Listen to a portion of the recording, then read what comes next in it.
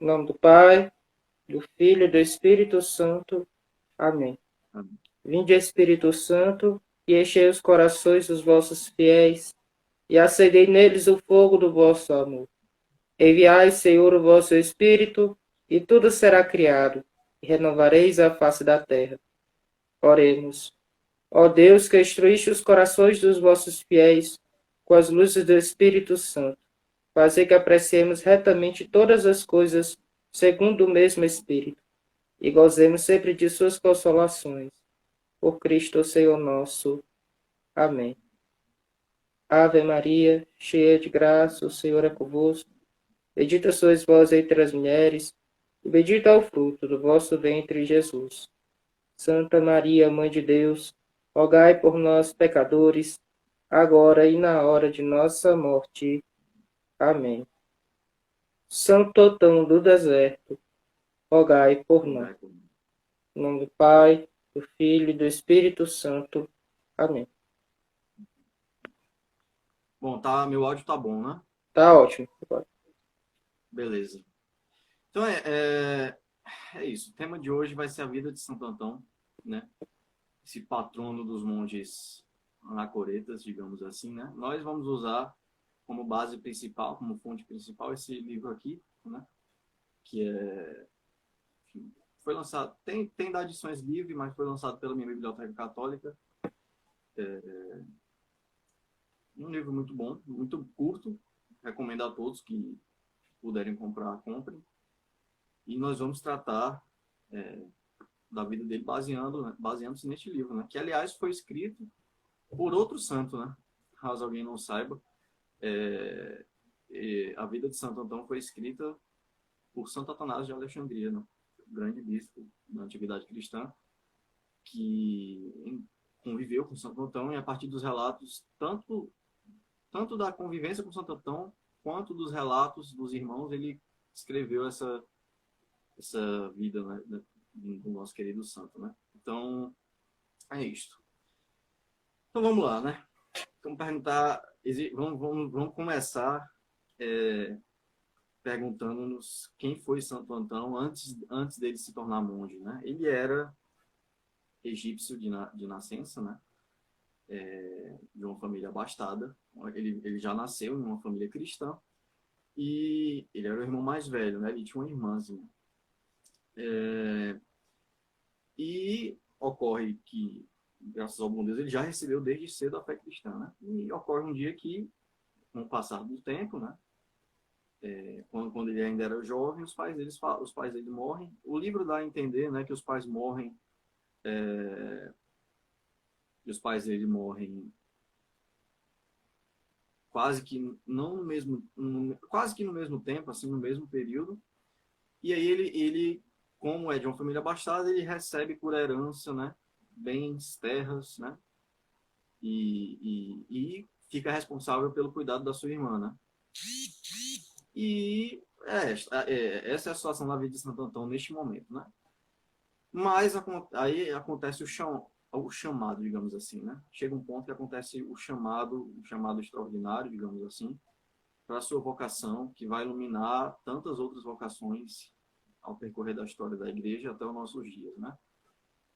Um dia Santo Antão ele caminhava, né, refletindo sobre as palavras de Nosso Senhor, com, refletindo sobre a forma como Nosso Senhor chamava os apóstolos, né? Como ele chamou os apóstolos e como os apóstolos viveram, né?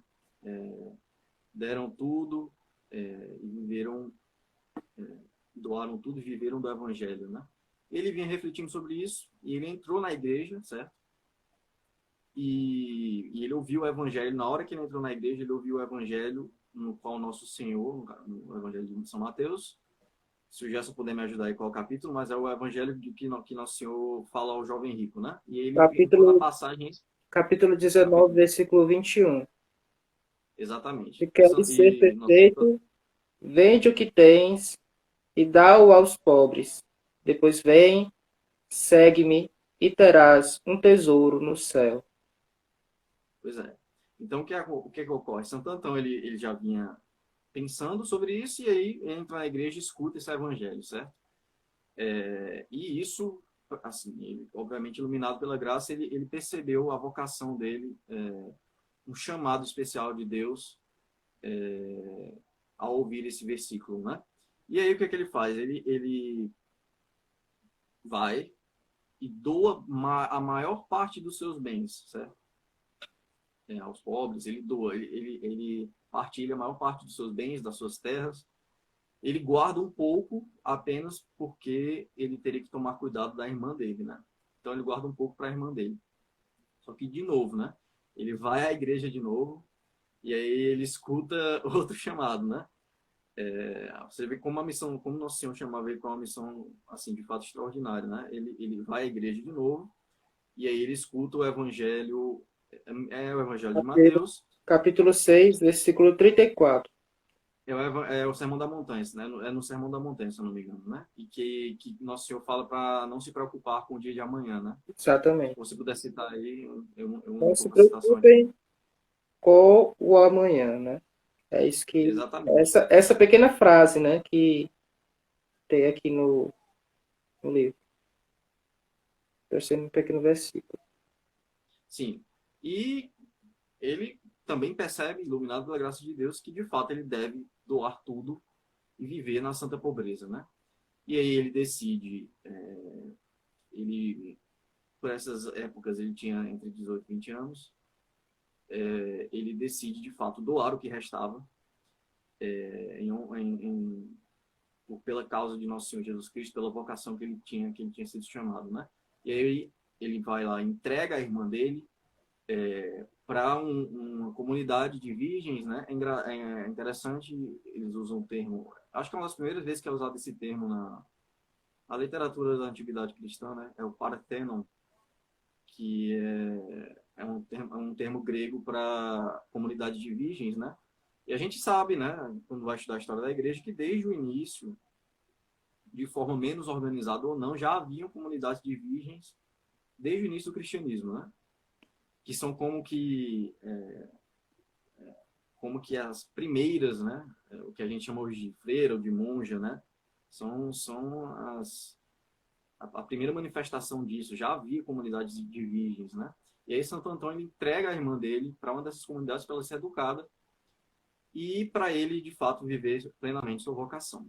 E aí, ele ainda é jovem, com muito zelo e ardor, ele sabe de um ancião que vive num vilarejo próximo, que vive uma vida ascética, uma vida monacal, digamos assim, né? E ele vai atrás desse ancião para viver com ele. O ancião não aceita, certo? Mas mais Santo Antônio ele fica nesses primeiros anos da sua vocação, ele fica vivendo num vilarejo. E aí o que é que ele faz? Ele fica vivendo nas redondezas deste vilarejo, certo? Já levando uma vida ascética. E aí é interessante que Santo Antonásio ele descreve, né, que Santo Antônio ele tinha um método de proceder que era o seguinte: ele conhecia as pessoas do vilarejo, conhecia este monge que já era um ancião, né, e ele ia percebendo nas pessoas as virtudes predominantes dela, né? Um era mais piedoso, o outro era mais vigilante, o outro era bem mais praticava bem mais práticas ascéticas. Essa parte me chamou muita atenção. Depois que você terminar o relato dessa parte, eu queria fazer algumas contribuições sobre o Tudo chamado bem, tudo bem. dele e sobre a infância também. Sim. Aí o que acontece? Ele vivia no vilarejo, ele ia percebendo, né? Ele ia observando a virtude predominante das pessoas. Então, o sujeito era muito gentil, você vê que ele tinha muito amor ao próximo, o que ele era muito retido, com reta intenção, ou um sujeito que era muito humilde. E aí ele ia tentando, claro, com a graça de Deus, né, imitar todos no que todos eram melhores, né? E eu acho isso muito interessante. De fato, assim, é um grande santo. Nós já vemos do início de sua caminhada monacal, ascética, né? E já é um grande exemplo, né? Pode falar o que você ia falar, Gerson. É interessante porque você vê que esse zelo pela santidade dele, esse desejo de se entregar a Deus, é algo que existia desde a infância, né? Na infância, Santo Atanásio, ele fala que ele era um menino muito humilde, muito simples, que não contava vantagem em cima daquilo, dos bens que ele possuía, né? Que ele não se sentia melhor do que os outros por ter uma condição mais abastada, mas pelo contrário, fazia questão de se colocar como uma pessoa que servia ao outro, né? Uma coisa muito interessante também que você percebe é como o chamado ocorreu, né? Por quê? Porque Santo Antão, ele tinha perdido os pais. Perdendo os pais, ele teve um desprendimento muito grande daquilo que era muito importante para ele. Ele nunca foi muito apegado aos bens, né? Ao que ele tinha. Mas quando ele perdeu os pais, aquilo abriu os olhos dele para uma realidade que tudo nessa vida passa, né? Tudo passa nessa vida. Então ele percebeu que não adiantava entregar, ficar, como eu posso dizer, retendo as coisas desse mundo para si, se no fundo, no final, tudo ia acabar. Né? Tudo é efêmero, como ele vai falar mais na frente, em um discurso para os monges, né? Que é formidável. Acho que é a parte que eu mais gostei do livro todo. E essa parte depois que ele está discutindo com os filósofos gregos, que é Sim. fantástica, fantástica. E ele pega e, por estar meditando e por compreender a palavra de Deus, porque assim como Maria, né, a Virgem Santíssima, Santo Antão, ele escutava a palavra de Deus e a meditava em seu coração. Né? E isso também a gente vai ver mais à frente, quando ele for falar do zelo dele pelos salmos. Né? Ele cantava salmos, né? E isso afastava o inimigo. E ele, meditando a palavra de Deus, o verbo interior, Deus o convidava.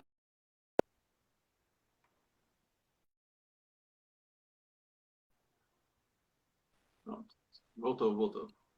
O verbo interior o convidava, e o verbo exterior, né, a pregação, o fez ele compreender, ter um ato de fé, de que Deus o convidava, o chamava para uma vida extraordinária, de entrega total. E você vê que muitos momentos, esses momentos ímpares da nossa vida, quando nós compreendemos a vontade de Deus, a diferença de um santo para, muitas vezes, nós que ficamos empacados espiritualmente, é porque quando nós compreendemos, quando um santo compreende a vontade de Deus, ele vai e faz. Ele vai e faz. São Paulo, né? No caminho de Damasco. Nosso Senhor falou com ele pegou e foi e fez. Santo Agostinho, ele teve uma luta muito grande para poder é, receber o batismo, porque ele sabia que não era qualquer coisa, ele tinha que largar uma vida de pecado, mas ele foi e fez. Né? Quando teve aquele momento lá do toma e lê, pronto, ele se decidiu e fez. Né? É algo muito bonito que você percebe na vida dos santos. Né? Que é como Santa Teresa de Jesus, ela comenta no livro da vida, né? Que ela chorando, porque via que os grandes santos eles tinham um momento que eles se decidiam para Deus por toda a vida. Ela viu que em Santo Otão, no Santo Agostinho, ela estava postergando o seu sim permanente para Deus. Né? Então, assim, esse começo dessa história nos convida, né, a dizer sim à vontade de Deus. Não colocar obstáculos para aquilo que Deus quer realizar em nós. Pode continuar, Gustavo. Sim. Depois eu faço outra contribuição. Né? Sim. Espero que você Não, não com tenha se certeza. perdido. Não me perdi, Falei não. demais.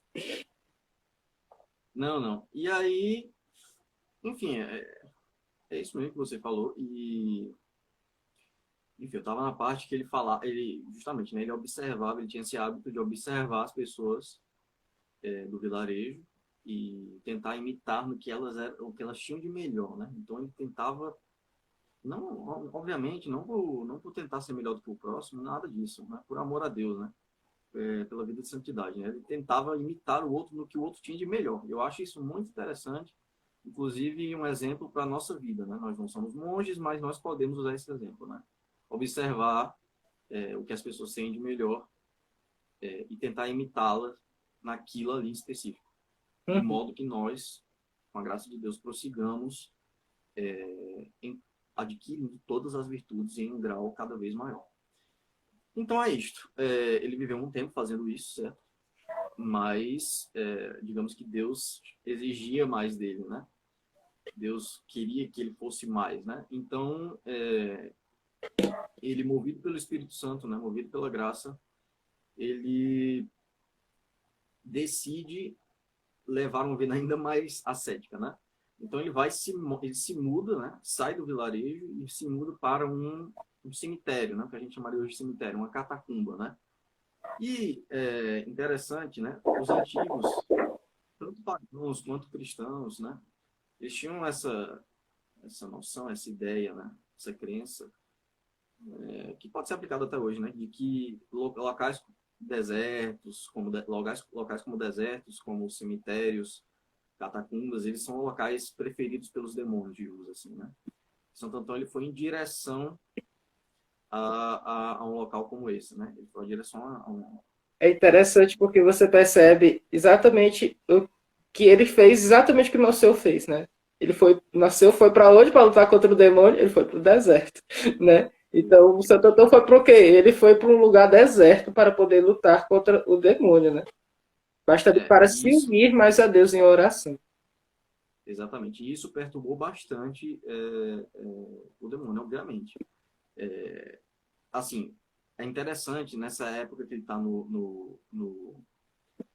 ele ainda é jovem, né? Essa época que ele se muda para o cemitério, ele tem algumas batalhas contra os demônios, indiretas e diretas, né? Eles começam por suscitar pensamentos, lembranças da irmã dele, da família, parentes, dos bens, né? Mas Santo Antão ignora-os, não consente, e prossegue com suas práticas ascéticas, sua vida de oração.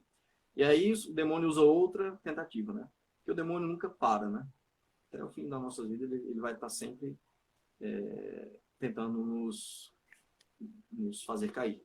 Então, ele foi para outra tática, né? Ele tentou, visto que então era jovem, ele foi justamente na fraqueza dos jovens, né? Que no caso são pensamentos contra a pureza, tentações contra a pureza, contra a castidade. E Santo Antão sofreu muito com isso. Chegando a se Assim, às disfarçar de vezes, mulher, né? exatamente, Poder o demônio seduzir aí Antão. começou com pensamentos, né? E Santo Antão obviamente não consentia, e aí o demônio se disfarçava de mulher, né? Na frente dele. E assim, eu vejo esse exemplo é muito consolador para os jovens de hoje em dia. Porque, veja, nós temos uma sociedade hipersexualizada, né? Então, mesmo que você não queira, infelizmente, você está constantemente exposto a tentações contra a pureza. Basta sair de casa. Então, às vezes a pessoa se sente, às vezes o jovem, né, católico, ele se sente deprimido, para baixo, porque ele está sendo tentado, mas eis aí o Assim, exemplo, né? assim como o próprio Santo, Antão se sentiu, né? Porque ele se sentiu assim, exatamente, ele se sentiu triste, se sentiu mal, porque ele estava se sentindo tentado a isso, né? sim, exatamente. Mas eis o exemplo aí do santo, né? Olha aí, é como que Deus nos mostrando que isso não nos define, né? Uma vez que nós não damos consentimento à vontade, nós ganhamos méritos, na verdade, né? Quando vencemos essas tentações, né? Então, assim, não é para desanimarmos, né? Para prosseguirmos, né? Obviamente, o sentimento de tristeza ele acontece, de fato, porque são pensamentos horríveis muitas vezes, mas como os de Santo Antão, né? Mas é assim que Deus prova os seus, né? Vou só ler Permitindo aqui a frase que é muito interessante, né? E quando de novo o inimigo lhe sugeriu o encanto sedutor do prazer, Antão, enfadado com razão e entristecido, manteve seus propósitos, tendo em mente a ameaça do fogo e dos vermes, né? Aí você percebe que ele venceu, né, o diabo pelo temor a Deus, né? Pelo temor de ofender a Deus e comparando as duas coisas, né? Eu vou trocar a eternidade de Deus por um momento de prazer e uma eternidade de sofrimento no inferno, né? Então é muito interessante Sim, você ver que o termo, realmente o princípio da sabedoria, como diz a Escritura, é o temor de Deus, né? sim. E, e aí, enfim, como Santo, prosseguindo, né? Então, Santo Antão teve esses pensamentos, essas tentações. E aí, como ele não consentia, firme na vontade, firme na sua resolução, o demônio, ele, ele tentando enlouquecer o outro, ele acaba se enlouquecendo mais ainda, né? Então, o demônio, ele começa é, a, a, a atacar de forma mais direta Santo Antão, né? Ele começa a utilizar de métodos mais brutos, digamos assim. Ele, no caso, enquanto ele ainda estava no cemitério, né? Ou seja, jovem, o demônio, ele ele projetava imagens de feras, de toda sorte de bichos, de serpentes, de répteis, né, ao redor de Santo Antão. E Santo Antão, ele, pela oração, pela intuação de salmos, ele sempre expulsava aquilo, ele conseguia vencer o demônio, né?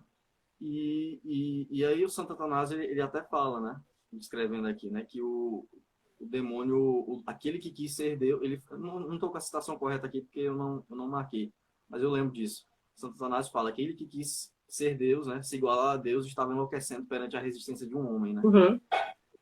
Ou seja, para você ver, né, porque a firme resolução com a graça de Deus é capaz de derrotar o demônio, de modo a enlouquecê-lo, entendeu? Então, É como interessante isso porque faz? assim, você percebe que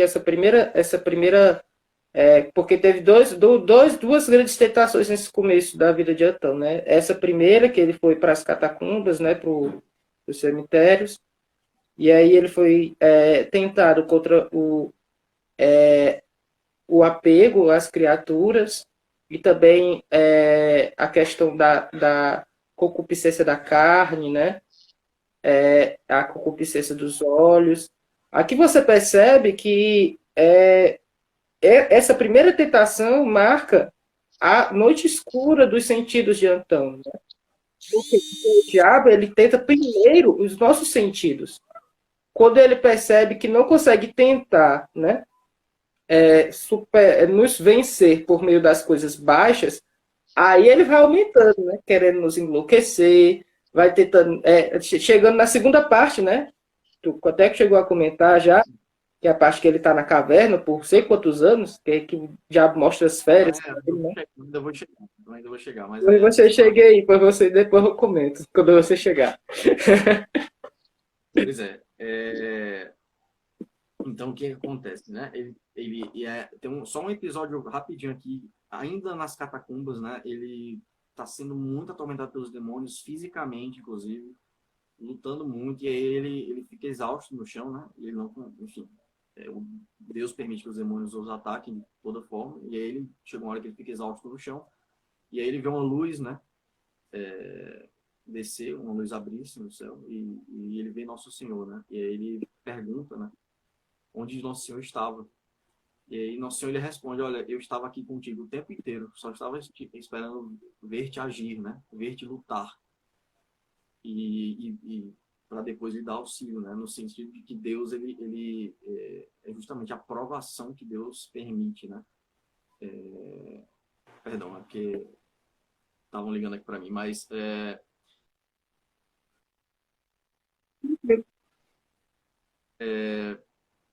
exatamente isso. E, assim, ele é um desses santos que Deus permite que o demônio ataque fisicamente, né?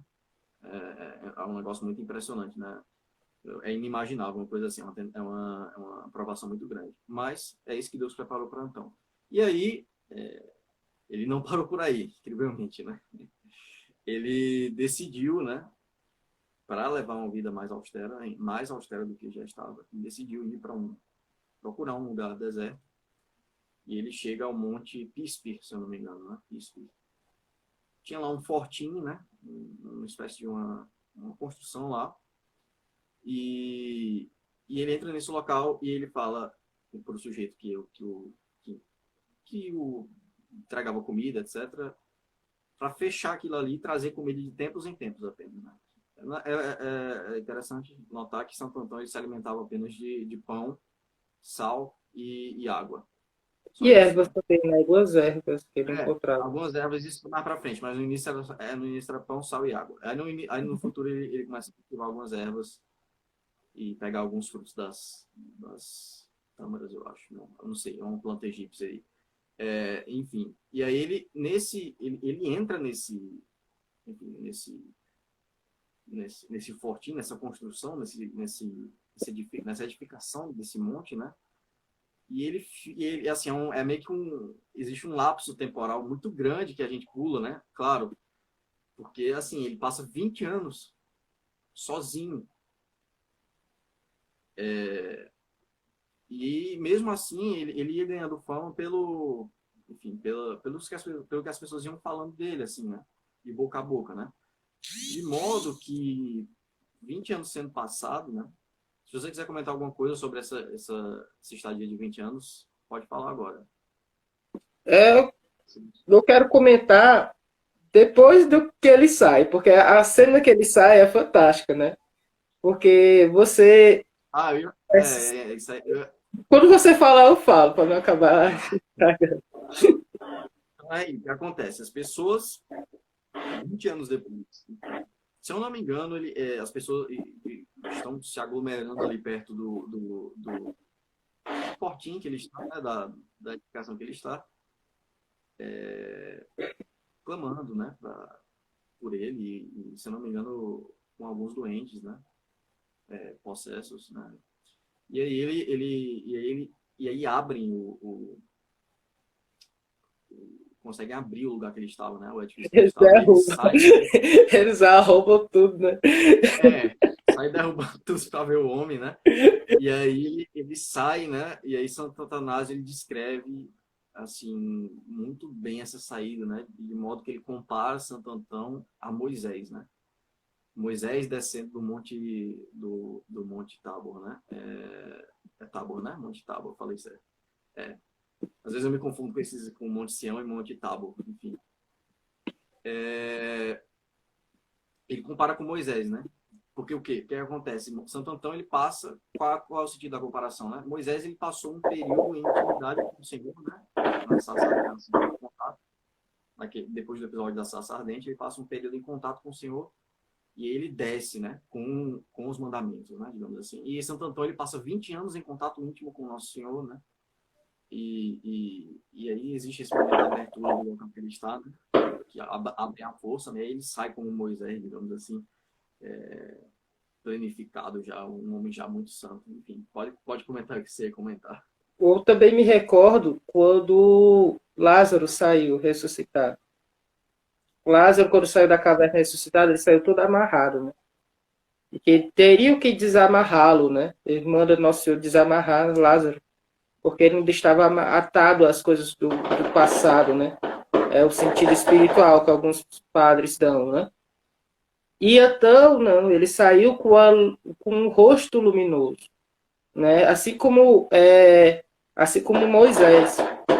E aqui você percebe que dentro desses 20 anos que Antão passou dentro dessa caverna, em especial naquele momento que Deus fala com ele, que estava provando a fé dele, você percebe que esse período foi o período de noite escura do espírito de Antão. Porque no livro ele vai dizer que escutavam, né? Eu acho que essa parte, que escutavam o diabo, né, gritando enquanto ele estava lá rezando salmos, né? Tranquilo, né? Sim. As pessoas Escutavam pensavam, barulhos. ficavam com medo, porque eles escutavam o demônio gritar de ódio, porque não conseguia abalar Antão, né?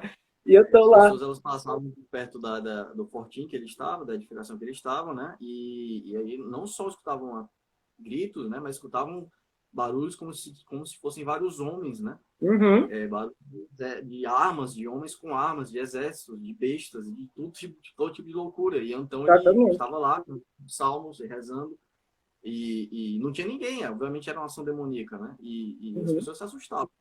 Mas, assim, é um homem, assim, é incrível, sabe? É uma coisa assim, Santo Antão É é muito de outro nível, bonito. sabe? É muito bonito, porque né, essa parte aqui também conta, né? Que quando ele foi procurar esse lugar para passar 20 anos, o diabo colocou muito um círculo, né? Um disco de prata, né? Na frente dele.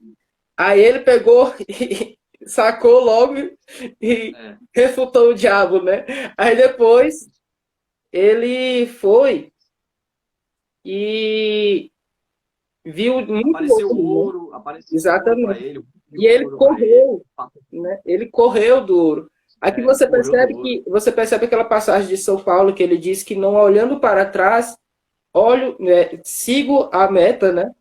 Correndo para alcançá-la, né? E aqui ele vai dizer, né, que quando nós olhamos para trás na vida ascética, né, e a vida ascética, todos nós temos que viver algum ponto da vida ascética, né, que é a nossa purificação. Quando nós olhamos para trás, para os nossos pecados passados, nós estagnamos, né? Nós não podemos olhar para trás. O Aqui próprio você... Santo Antanásio dá dois exemplos, né? A mulher de Ló, Exatamente. quando Sodoma está sendo destruída, ela olha para trás e se petrifica. Isso tem um sentido simbólico muito grande. E a passagem do Evangelho que Nosso Senhor fala que é aquele que pega na enxada, né, para trabalhar e olha para trás não é digno do trabalho, é algo assim. Exatamente. Então O é perigo do reino. isso. Por quê? Porque quando nós olhamos para trás, para a nossa vida passada e começamos a desejar os nossos pecados, nós estamos cavando a nossa própria cova, né? E colocando como se o paraíso fosse o Egito, né? Assim como o Sim, povo do deserto fez, né? E aqui você percebe que estão do deserto, né? O povo eleito no deserto, né? Ele olhava para trás, se recordava do Egito e desejava as cebolas do Egito, enquanto o nosso Senhor dava o maná para eles, né? Então, assim, é, um convite para que nós nos desapeguemos completamente das nossas vidas passadas, né? Nesse negócio, sim. eu vou e não vou, vou e não vou. Vá, meu irmão, vá para Deus. Corra do pecado, né? Santo Antônio deu uma carreira que ele nunca mais nem viu ali o resquício do ouro, né? Por quê? Porque o ouro desse mundo é nada diante daquilo que Deus quer nos ofertar. Nem o olho pode ver, né? Aquilo que eles têm preparado para os seus filhos. Né? Pode Sim. continuar, Gustavo. Enfim, e aí Santo Antão tem esse caminho bem peculiar, né, onde o demônio coloca várias tentações para ele, né? Esse disco de prata gigante, o ouro, e ele sai correndo, né? Assim, é engraçado, mas é de fato uma atitude santa, né? Fugir da tentação, né? E aí ele vai e chega nesse local, e aí eu falei errado, na verdade. Eu não sei se esse local já é o Monte Pispe, certo? Mas, enfim, ele chega a um momento no Monte Pispe, é um monte no Egito. É, sim. Pois é, mas aí ele se fixa nesse local mesmo assim, certo? A diferença é que depois que abrem as portas, né, ele começa a receber discípulos, né? Que querem levar a mesma vida que ele quer. Então ele começa a formar uma comunidade ali no Monte Pispe, né? Um detalhe. 20 anos. Ele tinha 50 anos quando saiu né? Mais ou menos 50 anos, quando ele saiu da clausura dele. Ele passou 20, 30 anos para se tornar pai espiritual. Para começar a ensinar, né? Para virar mestre, né? 20 anos, 30 anos, né? Aqui você percebe a humildade desse homem. E quanto o negócio é sério, né? Você se colocar como mestre das almas. O quanto isso é sério, quanto isso é forte, né? E quantas pessoas hoje elas tratam de forma negligente, né? Sem se preocupar com o peso daquilo que é cuidar das almas. Sim, sim. Você vê, assim, a gente não tem, assim, não é qualquer coisa, sabe? A gente, às vezes, não tem perspectiva quando está lendo, né? Mas são 20 anos fechado, comendo pão, bebendo água, uma vez por dia, duas vezes, enfim. É dito que ele nem tomava banho, não fazia nada, enfim. E a saúde dele, incrivelmente, era perfeita, né? Exatamente. Quando ele saiu da catacumba, ele estava do mesmo jeito de antes, né? Não envelheceu. Não envelheceu. Você vê, assim, o interior, né? O estado interior transbordando no exterior, né? O estado da alma que transborda para o corpo, né? Enfim, e aí ele, depois disso, né, ele se torna um pai espiritual, ao redor dele vão se juntando, né?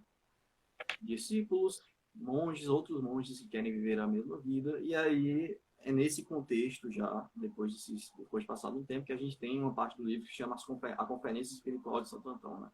Que é uma parte muito boa, na qual ele trata, entre outras coisas, mas principalmente da questão do discernimento dos espíritos. Eu acho que você vai querer falar muito dessa parte, mas eu vou tentar só antes dar uma contribuição, aí depois eu deixo você falar, né? Talvez você vai falar muito melhor do que eu. É, assim, ele, é, os monges eles normalmente viviam apenas da Sagrada Escritura, né? Das máximas da Sagrada Escritura. Mas eles pedem a Antão uma conferência, certo? E aí este começa a dar essa conferência e ele trata, né, de como do amor a Deus, primeiramente, né? Depois de como o monge deve ser desapegado de tudo, depois ele trata de combater nos irmãos dele o desânimo, né, que pode vir. Ele diz que é para você, para o monge, né, é como ele tratar todo dia como se ele tivesse começado o monacato naquele dia, como se ele tivesse começado a vida cética naquele dia, não se lembrar do fim da vida passada, né, de modo algum. Tratar todo dia como se ele tivesse começado naquele dia o monacato dele, a vida cética.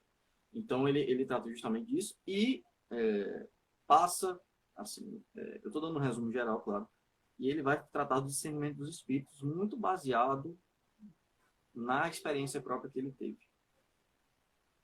nas provações dele. Você vê que ele obviamente, também ele foi iluminado pela graça, né? Porque Santo Antão é dito posteriormente que ele não teve formação, ele não teve uma formação educacional. Santo Atanásio disse que ele não teve nenhuma formação educacional, né? Ou pouca. Então, mas ele tinha sabedoria que vem do céu, né? Então, assim, ele vai tratar o discernimento dos espíritos e ele vai citando como que o demônio ele vai agindo na vida do monge e isso também se aplica à nossa vida, né? Aí ele começa citando, né? Que o demônio começa a atacar por pensamentos, por maus pensamentos.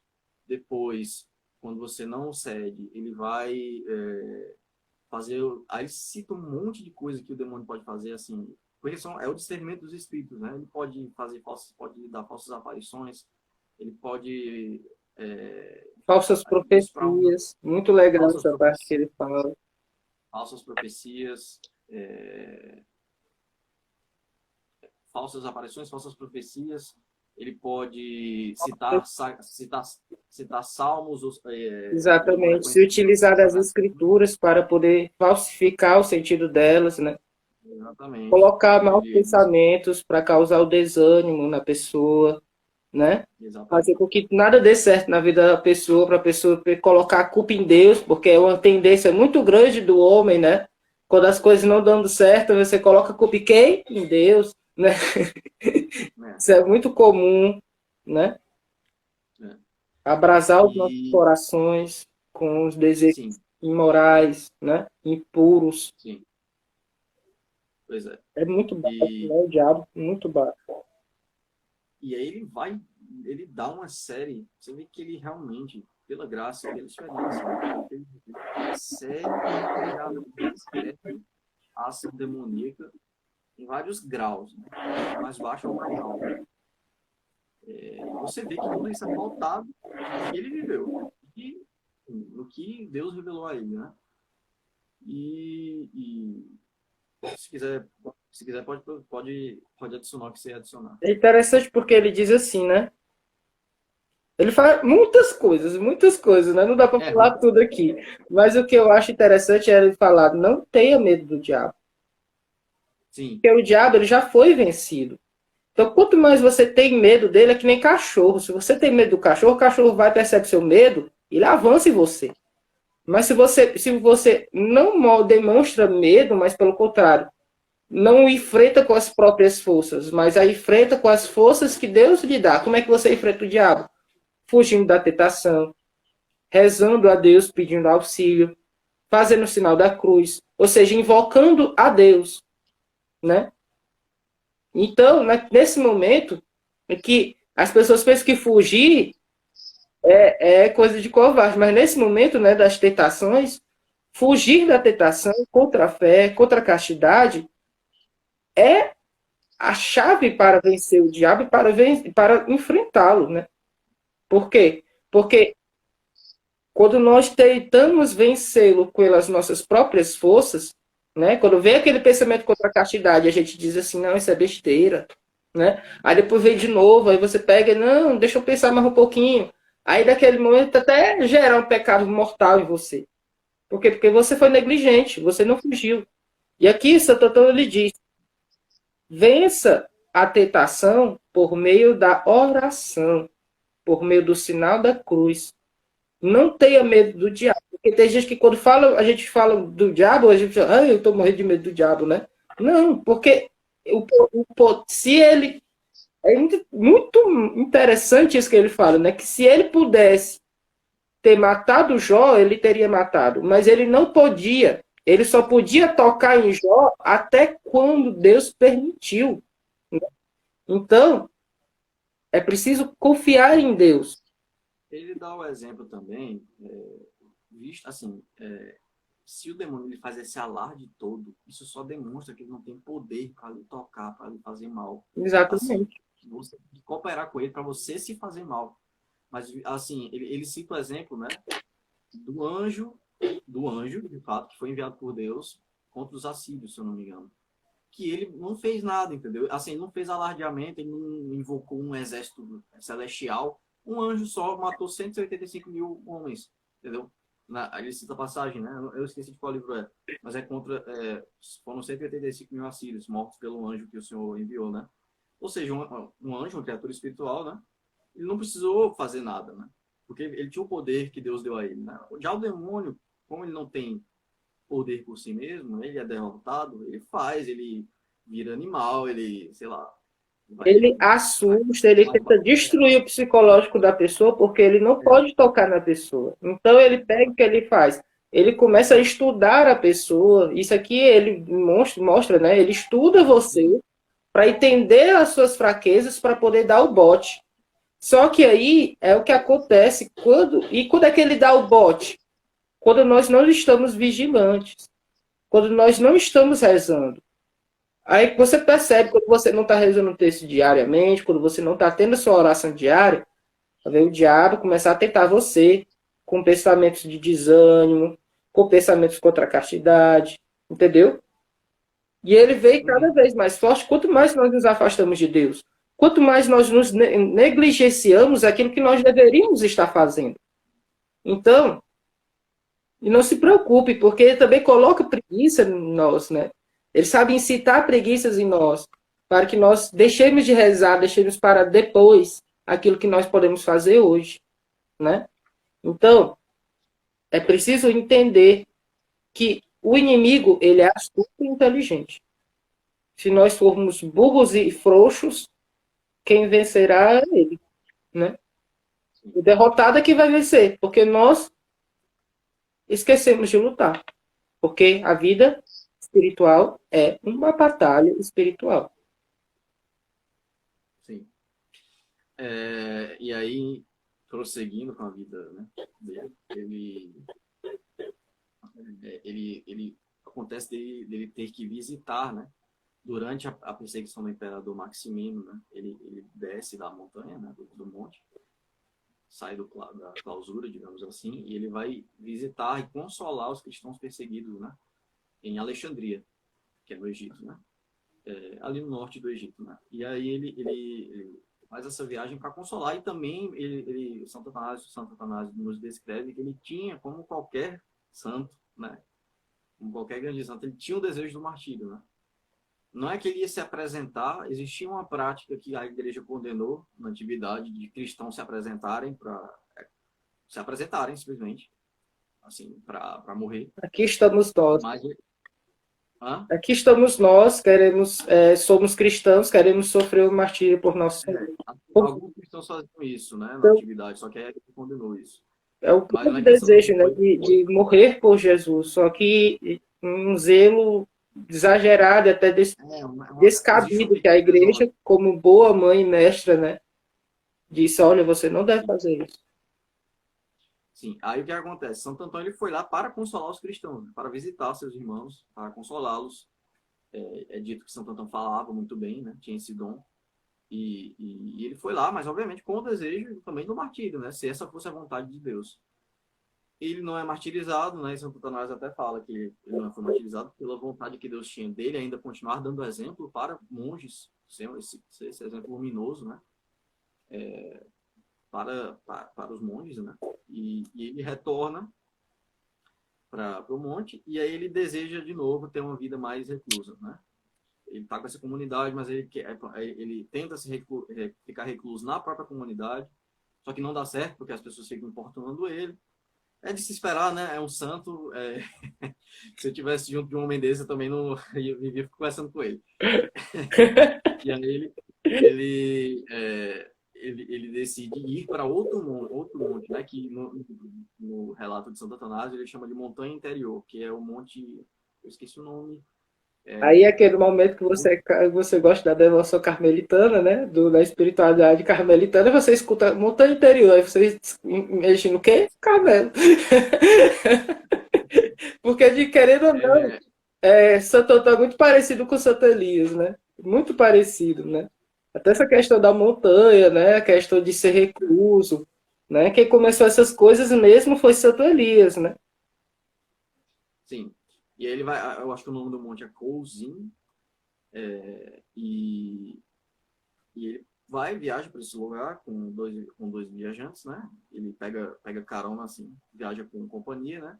E aí os viajantes, vendo que ele era um homem de Deus, eles fazem daquele lugar um ponto de viagem deles, né?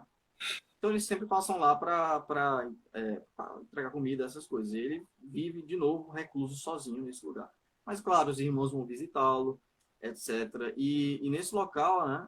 Obviamente também pelo que se é passado de boca a boca, as pessoas conheciam o local, e nesse local ele fez vários milagres, curou várias pessoas, e viveu por bastante tempo, né? E é nesse local que, assim, a partir desse momento que ele começa a plantar algumas coisas, inclusive, né? Ele pede alguns grãos e tal, porque ele achava que dava trabalho demais para os irmãos trazerem o pão, então ele pede para trazerem grãos, ele vai lá fazer viver do trabalho da mão dele, e é muito interessante, né? Ele sempre, nunca está querendo incomodar as pessoas, né? E, então ele vive, é interessante. Ele até presenteia as pessoas que vêm, ele faz uns pequenos cestos, né? Uhum. De material lá, e as pessoas vêm entregar comida a ele, ele presenteia as pessoas Uma alma com profundamente gentil, né? É uma coisa muito bonita a vida, a alma de Santo Antônio, demais. muito bonita. Pois é, e aí, enfim, e aí falar de um ponto interessante, né? Que é a questão da submissão e a devoção de Santo Antão à superioridade eclesiástica, a superiores eclesiásticos, né? Havia um pequeno problema com alguns monges da época, que havia por parte de alguns certo desprezo com sacerdotes seculares, né? E Santo Atanásio, como está escrevendo na vida de Santo Antão, ele tenta usar o exemplo de Santo Antão para acabar com esse problema, né? Porque Santo Antão ele era extremamente submisso à hierarquia, né? E à verdadeira e ortodoxa fé, né? De modo que ele é dito, né, que ele não se misturava com os hereges, né? E a única vez, ele só falava com os hereges para tentar convertê-los à verdadeira fé, né? Então ele vai dizer que ele aconselhava os seus irmãos contra os arianos, por exemplo, que era a heresia magna da época, né? Outros maniqueus também, né? Outros Contra os postos. maniqueus, contra outra heresia que era, poxa vida, tem outra heresia na época também Os seguidores de Melécio, né? é melencianismo, eu acho, que é, enfim, que era é um cisma, basicamente, né, que aconteceu, Uhum. e Santo Afonso se mostrava contrário a todas essas coisas, inclusive alguns arianos, né, eles propagaram, né, um boato, né, de que, isso nas cidades, né, de que Santo Antão, ele compartilhava da fé ariana, né, e aí Santo Antão, ele fica claramente perturbado com isso, né, enraivecido, digamos assim, e ele vai de novo a Alexandria, né, e ele vai de novo agora a Alexandria para justamente dar exemplo para os irmãos e acabar com esse boato, né? De uma vez. É a segunda ida dele a Alexandria, né? Nós temos, assim, é citado na história dele que ele vai duas vezes a Alexandria. A primeira é para consolar os mártires cristãos na perseguição de Maximino, e a segunda é justamente quando ocorre esse boato, né? De que ele compartilhava a fé ariana, né? E ele, inclusive, ele tem uma visão, né? Agora vamos falar do Santo Antão místico, né? Ele tem uma visão, né? Que o deixa extremamente transtornado, que é a mesa sagrada, né? O altar, e várias mulas, né? Vários animais fazendo a maior bagunça, né? No altar, na mesa do Senhor, e, ele compreende aquilo como o estrago que a heresia ariana iria fazer na igreja, né? E aí os irmãos dele vêm chorando e tal por causa disso, mas ele diz, olha, mas não tem uma fé que a igreja retornará ao seu esplendor, porque os arianos, se eu não me engano, eles convidavam os pagãos também para celebrações, enfim, enfim, muitas profanações, e era uma heresia absurda, né? Uma heresia que coloca Nosso Senhor como uma criatura, né? Então, enfim, e aí Santo Antônio ele teve essa visão que representava os danos que a heresia ia fazer à igreja, né? E isso comoveu bastante, né? Para prosseguir, né? Bom, é dito, inclusive, só para dar um exemplo de como ele era submisso à hierarquia, até quando diáconos, né, iam a ele, que é o grau mais baixo, ele pedia que o diácono orasse para ele aprender, né? Ou seja, você vê É um muito homem de bonito profunda ver humildade. essa parte que ele fala isso, né? Porque você percebe como uma verdadeira santidade resplandece humildade, né?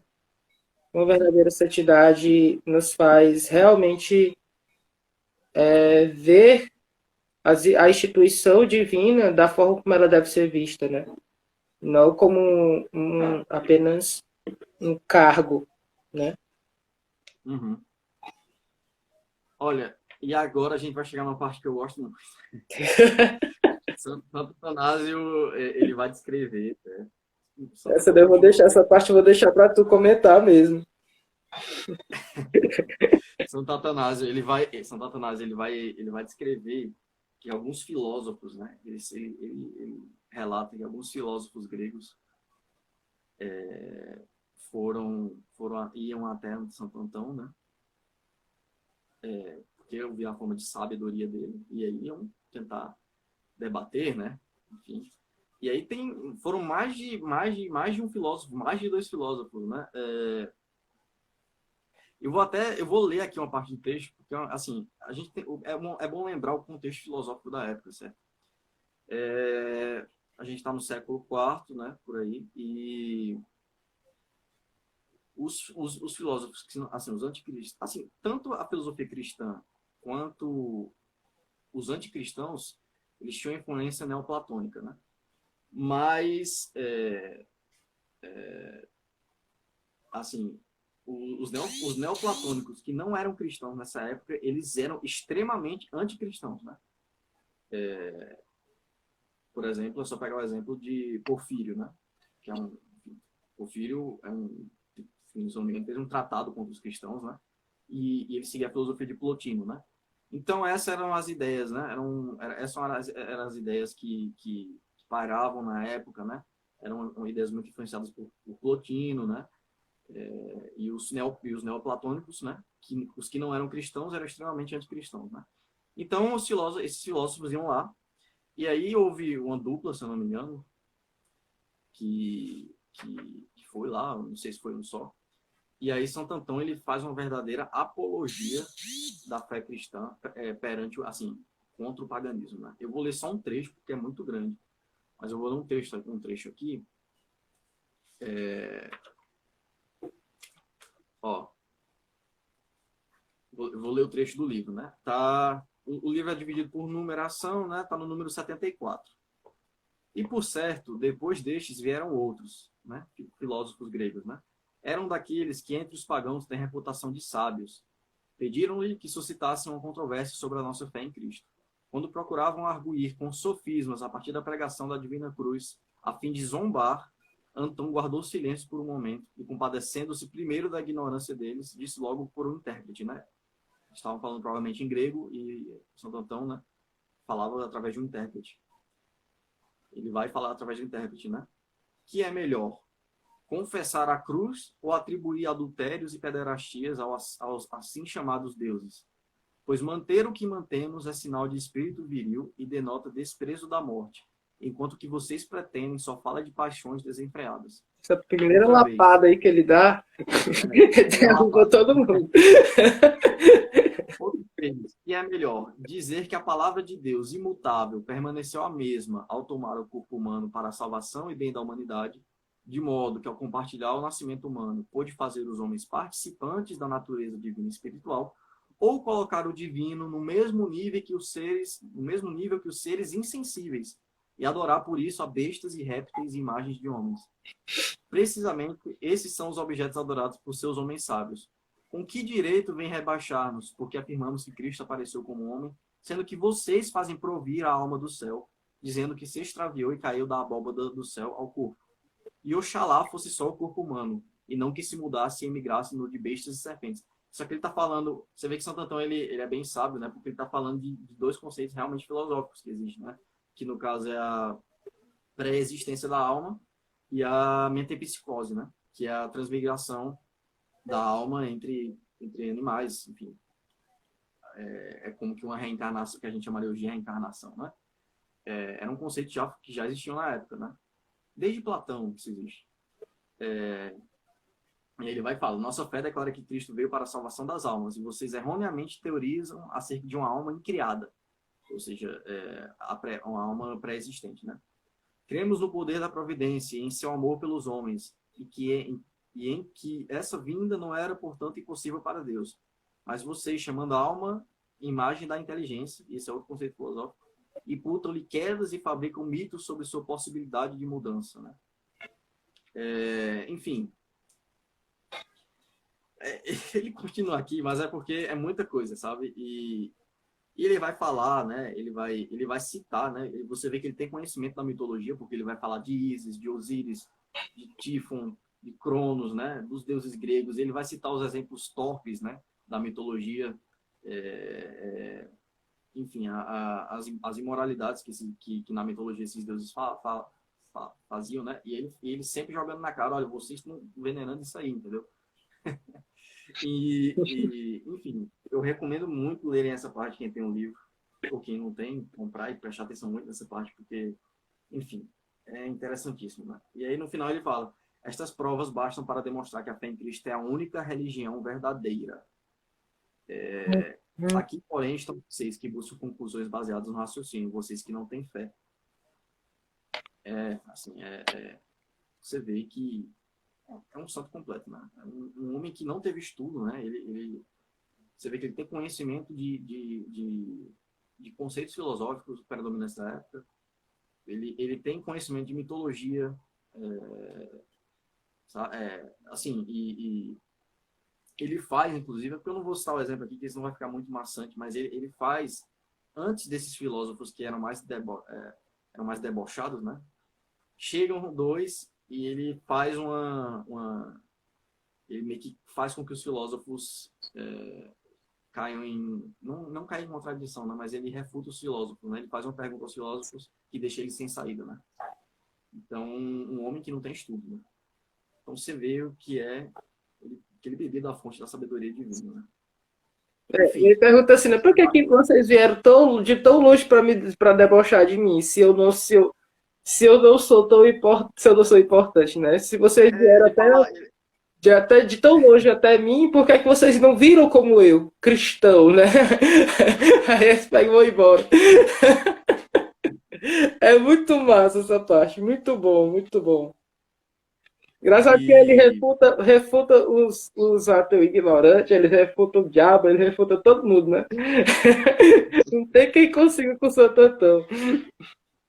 Tem uma parte também que tu comentou, que é a parte que o imperador disse que não queria, né? Que os monges acompanhassem os cristãos, né? No martírio, né? Dos na, cristãos. Aí ele na pega e própria aparece lá, vestido de branco, da frente de todo mundo viu ele, o olhar luminoso, e acontece o quê? Nada. Por quê? Porque ele não tem medo do poder dos homens, não tem medo do poder do diabo, não tem medo de nada. Só, o único temor que Santo Antão tem é um temor amoroso, é a Deus. É de ofender a Deus, né? sim, É fantástico. sim. Esse acontecimento aí de que ele apareceu de branco, né? Mesmo contra as ordens do imperador, É foi na da, primeira ida a da Alexandria, né? perseguição. Foi. E aí, só um detalhe incrível também, já estamos chegando, assim, na vida dele já estamos chegando no final do que é relatado, né? É um episódio interessante, né? Quando os imperadores já cristãos, né? Eles escrevem a Santo Antão pedindo conselhos. E aí Santo Antão, ele vai e fala para os irmãos, olha, eu não queria nem responder isso aí. Ele fala, eu não quero nem responder, por mim eu nem responderia isso aí, entendeu? E aí ele faz isso por humildade, claro. E aí, assim, e também para dar exemplo, né? E aí os irmãos dele, eles meio que insistem, né? Porque seria falta de educação, os imperadores já eram cristãos e tal, e ele vai lá e faz. Mas ele diz, olha, ele dá o um exemplo, né? Não se impressionem, né, que o imperador me escreveu, né? Porque o imperador é um homem. Se impressionem que Deus escreveu os mandamentos, se impressionem que Deus falou por meio de Jesus Cristo aos homens, entendeu? Isso que deve impressionar vocês, né? Ele fala isso muito bem, muito claramente aos irmãos dele, né? Mas ele vai lá e responde a carta muito cortesmente aos imperadores, né? Falando que, que eles devem agir sempre pensando no juízo final, né? No juízo das almas dele, falando do amor que eles devem ter aos mais pobres, dando orientações gerais para que um governador que se diz cristão realmente governe de forma cristã, né? Um governador no sentido lato, né, que eu digo. E, enfim, Santo Atanásio, ele continua, ele dá uma mensagem final sobre a vida de Santo Antão, né? Ele fala, Santo Atanásio fala, né? Tal é a história de Antão. Não deveríamos ser céticos por se terem sucedido esses grandes milagres por intermédio de um homem, pois tal é a promessa do Salvador. E ele vai e cita várias passagens aqui de Mateus, capítulo 17, por exemplo, né? Se tiverem fé, ainda que seja como um grão de mostarda, dirão a este monte, passe daqui para lá, e ele passará, né? Então, a gente vê isso muito no exemplo da vida de Santo João, porque são inúmeros milagres que ele fez, assim. Se eu me detesse nos milagres e nas visões dele, a gente Exatamente. passaria Isso ia demorar muito, muito, porque são muitas coisas, né? basicamente, curou enfermos sem nem tocar nele. Ele falava, olha, só vai para tua casa que você vai chegar lá e você vai ser curado. E aí a pessoa chegava e era curada, né? Expulsou Exorcizava, né? demônios. É. Exorcizava, E aí, tava as pessoas é, do demônio. sacerdote, né? Incrível isso. E, e aí ele chega aos 105 anos e ele então aí vamos já pro fim da vida dele, né? Deu quantas horas aí de live já? 1h10. Pois é. Então, Santo Antão, ele já está com 105 anos, né? Ou seja, já é uma pessoa muito velha, principalmente assim para padrões da antiguidade, digamos assim, né? Mas ele tinha uma saúde incrível, né? É dito que os olhos dele, ele não perdeu nenhum dente. Os olhos dele, ele enxergava perfeitamente bem, apesar de ser um ancião. É dito que só as gengivas dele que ficaram um pouco degradadas, porque também, mas enfim. Mas o homem era perfeitamente saudável, né? E aí ele tem uma premonição, né, da morte dele. E ele fala para os irmãos dele, né? Só que aí é dito, né, São Patronato descreve, né, que ele fala como se ele tivesse, ele fala de uma forma muito natural, né, e Santo Tomás vai dizer, ele, porém, como se tivesse de partir de uma cidade estranha à sua própria, continuou falando alegremente, né, ele falava com alegria da morte dele. E ele dá os últimos conselhos aos monges para manter a fé ortodoxa. De novo, reforça a ideia de viver sempre como se fosse morrer naquele dia, como se tivessem começado naquele dia, para não desanimarem. E ele volta para... Os irmãos pedem que ele fique no local lá, que é o Monte Pispe, né? Só que ele, se não me engano, ele volta para o monte lá em Couzin, né? Que é a montanha interior. E ele recomenda que não... Havia um costume muito mal na época de certas pessoas, né, leigas, com corpos de monges ou de mártires, guardarem esses corpos, não sepultarem e guardarem nas casas, né, para veneração. E Santo Atanásio ele se mostra totalmente contra isso, a igreja se mostra contra isso no futuro, inclusive. E Santo Antão pede expressamente para ser enterrado a 2 irmãos dele, apenas 2 irmãos, né, ao invés de, enfim, dele morrer em um lugar mais público e as pessoas acabarem levando o corpo dele. Então ele não deseja isso, ele deseja ser enterrado, como é a tradição cristã, como sempre foi. E, assim, ele é interessante, só vou descrever os últimos momentos dele, né, a morte dele. Ele estava com 2 irmãos, né, e ele vai e diz aos irmãos, né, vou-me pelo caminho dos meus pais, como diz a Escritura, pois me vejo chamado pelo Senhor. Quanto a vocês, estejam vigilantes e não passam tábula rasa da vida ascética que tanto tempo praticaram. Esforcem-se por manter seu entusiasmo como se estivessem começando agora. Já conhecem os demônios e seus desígnios. Conhecem também sua fúria e também sua incapacidade. Assim, pois, não os temam. Deixem antes que Cristo seja o alento da sua vida e que ponham nele sua confiança. Vivam como se cada dia tivesse de morrer, prestando uma atenção em si mesmo e recordando tudo que ouviram de mim. Ele prossegue, e a última frase dele é: e agora, meus filhos, Deus os abençoe. Antão parte e não está mais com vocês. Depois de dizer isto e de que eles o houvessem beijado, estendeu seus pés. Seu rosto estava transfigurado de alegria e seus olhos brilhavam de regozijo, como se visse amigos vindo ao seu encontro. E assim faleceu, foi reunir-se a seus pais. E assim termina a vida do nosso querido Santo Antão, né? Para quem se mostra cético com essa história da face resplandecente, eu recomendo que olhem a foto, pesquisem aí, Santa Teresinha após a morte. Como é que você não consegue se lembrar dela, né? Como não se lembrar dela, né? Se você quer ver um rosto resplandecente de um morto, pesquise a foto de Santa Teresinha após a morte. Porque você veja, a santidade é a mesma durante todos os séculos, entendeu? E às vezes acontece esse fenômeno extraordinário, né, das pessoas ficarem como que com faces angélicas, né, com semblantes, né, plenos, plenificados, assim, né, santificados, né. E se você quer ter uma ideia de como a face de Antão deve ter ficado na hora, é só você olhar para a foto, que temos já a foto registrada de Santa Teresinha, depois da morte, né. Enfim, e assim termina a vida de Santo Antão. Eu sempre fico emocionado quando eu chego no final da vida de um santo, né? Porque é como eu queria, eu fico perguntando, eu quero um sujeito desse assim no mundo agora, entendeu? Só que a gente tem que sempre lembrar que a igreja nunca deixou de produzir santos. Né? Uhum. Quem não garante o Santo Antão vivendo aí no meio da floresta, no meio do monte, que a gente não conhece, porque a gente não deve conhecer mesmo, né? Pode ser um monge, né? E nós somos chamados à santidade, né?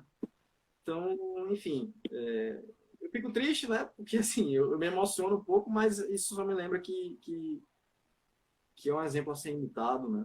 E que nós devemos ser a luz do mundo, né? É Esse mundo tão cheio de interessante, trevas. então, porque ele, mesmo sendo tão extraordinário, ao mesmo tempo é muito próximo, né? Os conselhos dele podem ser levados para a nossa vida, né? A vida monástica, ela é uma vida de reclusão e tudo mais, mas aqui também na nossa vida, nós temos que estar preocupados em estarmos na nossa montanha interior, estarmos longe do mundo, né? Como existe até o termo, né? No nosso Carmelo interior, colocar as grades para que o mundo não atravesse, para que nós não sejamos enganados, para que o demônio não nos seduza, né? Todos nós lutamos contra tentações, todos nós temos que vencer por meio de Jesus as tentações. Todos nós temos provações, dificuldades, e todos nós podemos ser santos, porque Deus nos convida a ser santos. Então, Santo Antão, ao mesmo tempo que é extremamente extraordinário, é próximo. E essa é a grande beleza de Santo Antão, né? Para mim foi o que mais me deixou, mais me cativou, porque eu não esperava que ele fosse tão próximo de mim, né? Muitas coisas que eu estava vivendo quando eu li, né? Estou lendo ainda, não terminei esse livro. É um livro que eu vou continuar sempre lendo, porque aquela primeira conferência dele para os monges dá para falar para todo mundo, entendeu? As formas de lutar contra o demônio que isso daqui é luminoso. A forma como amar o próximo de Santo Antão é fantástico, entendeu? Então, como você falou, a santidade é uma só. Em todos os tempos, assim como é uma só a verdade. E que essa santidade de Antão também é essa santidade que Deus me convida o Gustavo, convida a cada um que está assistindo, que vai assistir essa aula. Então, Deus nos convida. Não deixemos apenas para os santos esses exemplos luminosos, mas também nós possamos ir ao encontro do amado e dizer sim para a sua vontade. Por quê? Porque eu tão vencia as tentações, porque ele tinha uma vontade fixa e ele sabia o que ele queria. E ele queria, de fato, a Deus. Né? Ou ele corre, vamos fazer que nem ele, correr, né? Exatamente, correr, meter a carreira. Quando vier a tentação, quando vier o mundo tentando nos seduzir com um ouro, seja com prazeres da carne, seja com posses, com todo tipo de coisa. Né? Porque o que importa é Jesus e o Evangelho. Então, Gustavo, eu agradeço pela disponibilidade, por você ter estado conosco, por ter falado tão bem, né? Eu acredito que foi melhor do que eu pensei a formação. E queria terminar a formação com essa oração que tem aqui, ó. No box do Biblioteca Católica, ela mandou esse pequeno ícone, né? E atrás tem uma oração a Santo Antão. Então, quem esteve conosco, né, até o final, a gente vai fazer um pedido a Santo Antão. Você vai se preparando para fazer o seu pedido, né? E a gente reza a Ave Maria pedindo para que Nossa Senhora nos proteja também e ajude Santo Antão nesse pedido, né? Então vamos lá. Querido Deus, Santo Antão aceitou teu chamado para renunciar ao mundo e para te amar acima de todas as coisas. Ele te serviu fielmente na solidão do deserto, através do jejum, da oração, da humildade e das boas obras. No sinal da cruz, triunfou sobre o diabo, pela intercessão de Antão, de Santo Antão, possamos aprender a amar o Senhor com todo o nosso coração, toda a nossa alma, toda a nossa mente, todas as nossas forças, e amar ao próximo como amamos a nós mesmos. Santo Antão do deserto, grande e poderoso santo, também nos conceda este pedido especial. Agora, possamos fazer o nosso pedido especial a Santo Antão.